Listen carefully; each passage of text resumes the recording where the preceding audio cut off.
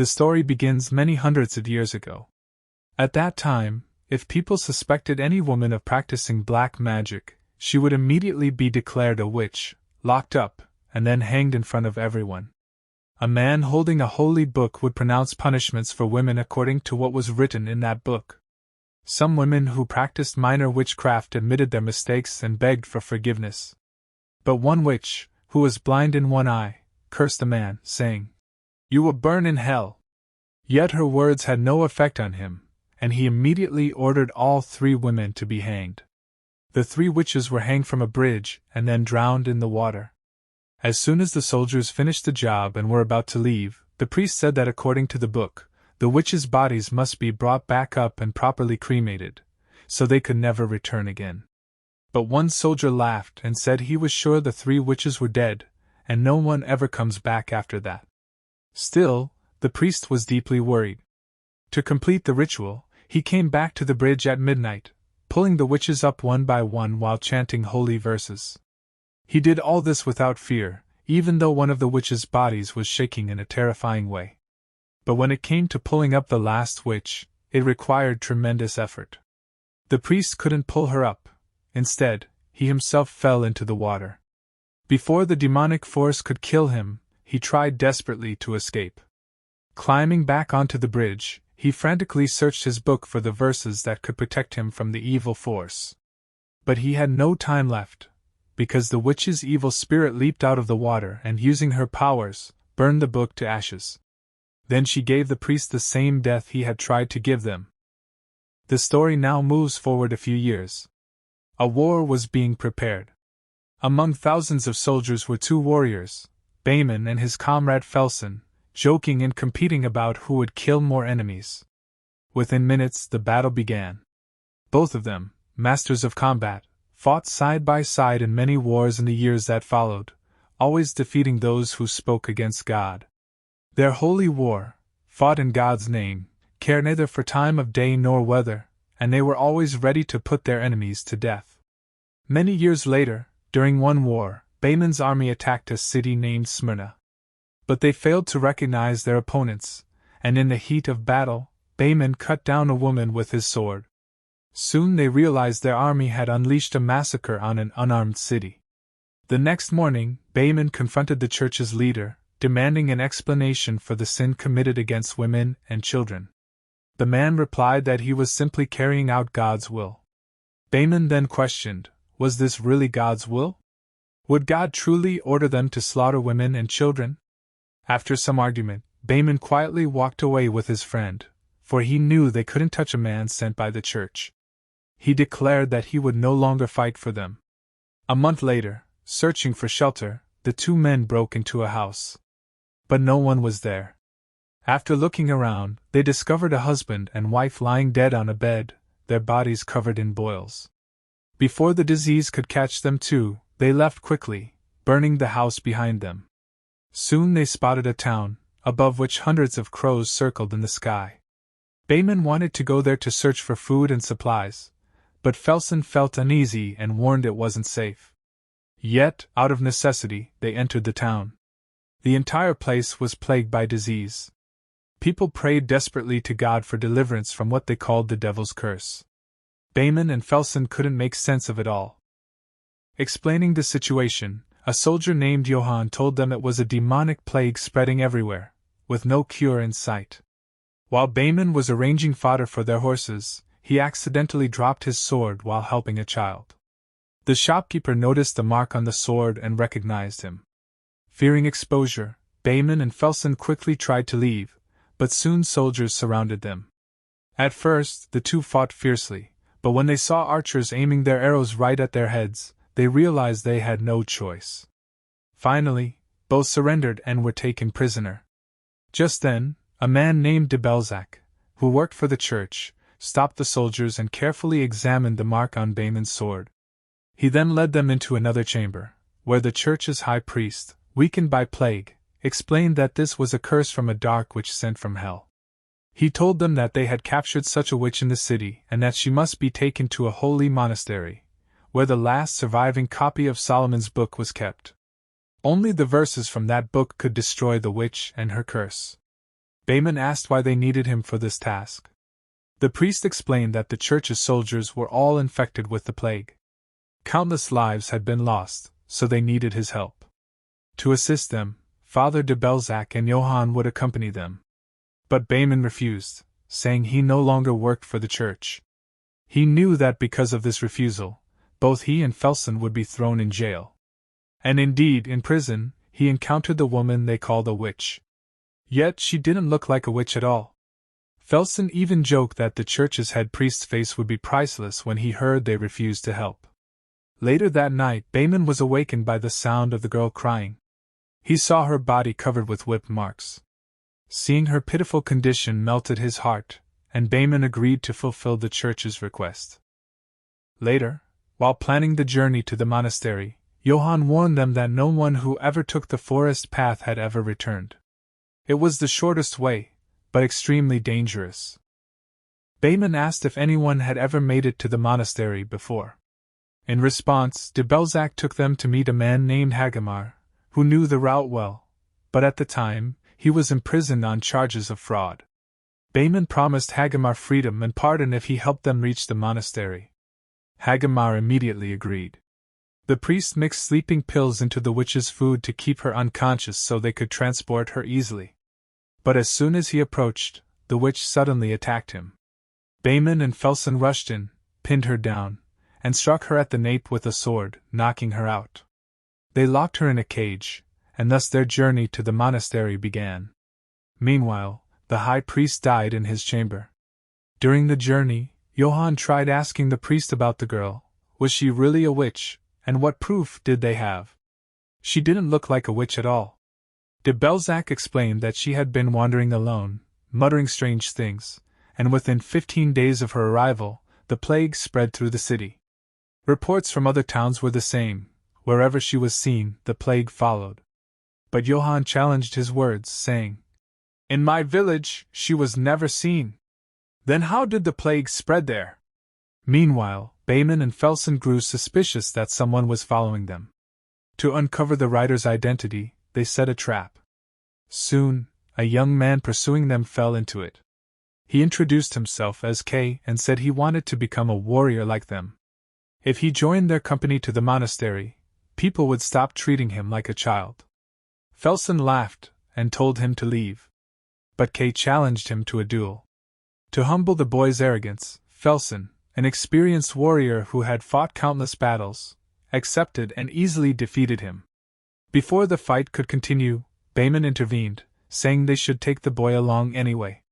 He had already come too far from the city. At sunset, Bayman brought food to the girl. She lured him closer with her words. Bayman asked if it was the priest who had whipped her. She nodded and said she didn't want to die. Fear filled her eyes as she told him about an innocent girl from her village who was accused of being a witch and thrown into the water.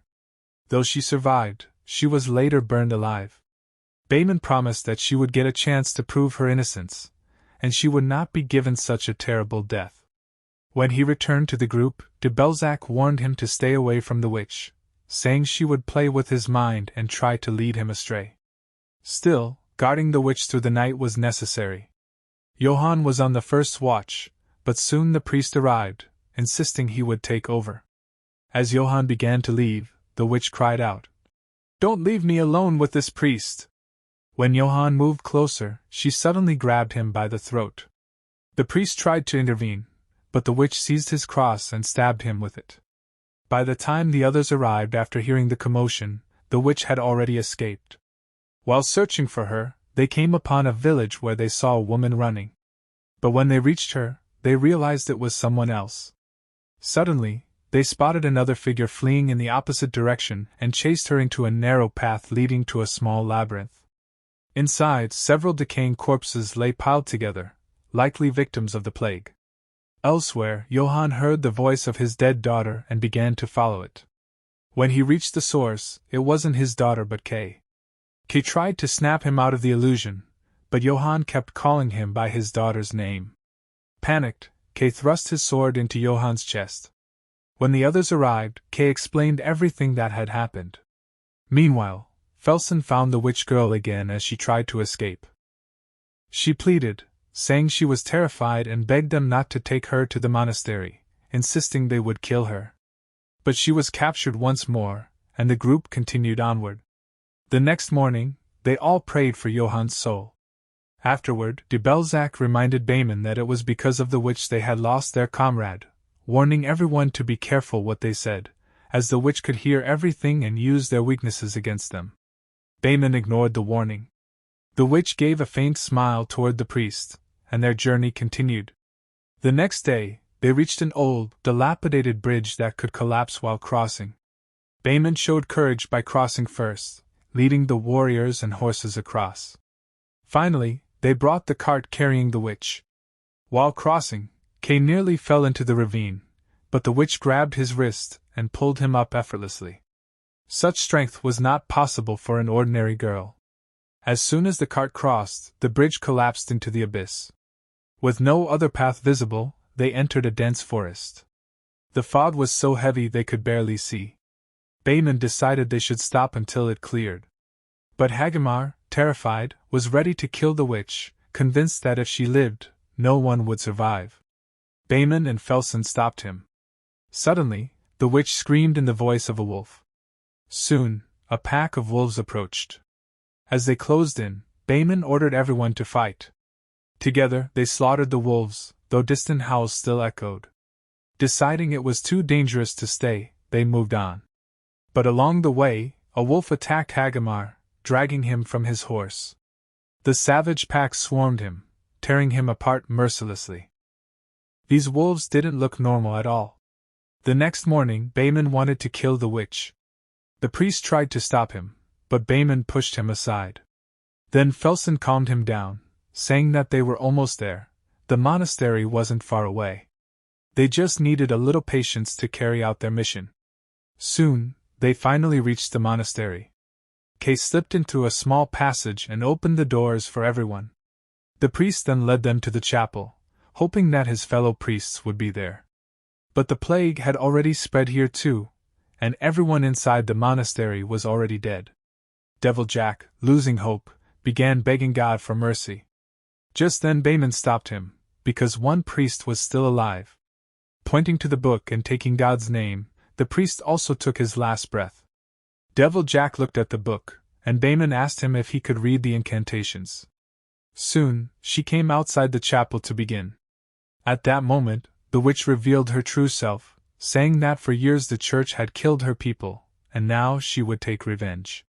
As the priest started chanting, the witch worsened the wound on his hand, the same wound she had inflicted earlier. Before Bayman could stop her, she started revealing things about him that she could never have possibly known. It became clear that the girl wasn't a witch at all, she was fully the devil in disguise. Devil Jack started chanting again, and the girl transformed into a horrifying demonic form. She set the cage on fire, melting the iron bars, and then the demon was free. It began moving toward the priest. No one had the strength to stop it. Devil Jack tried to burn it with holy water, but the demon sprouted wings, turned into a flying monster, and disappeared into the monastery's dark corners. The group made a plan to trap the demon. Bayman told Kay he didn't need to fight, but Kay refused to back down. He was determined to fight till his last breath. Impressed by his courage, Bayman declared him a true knight.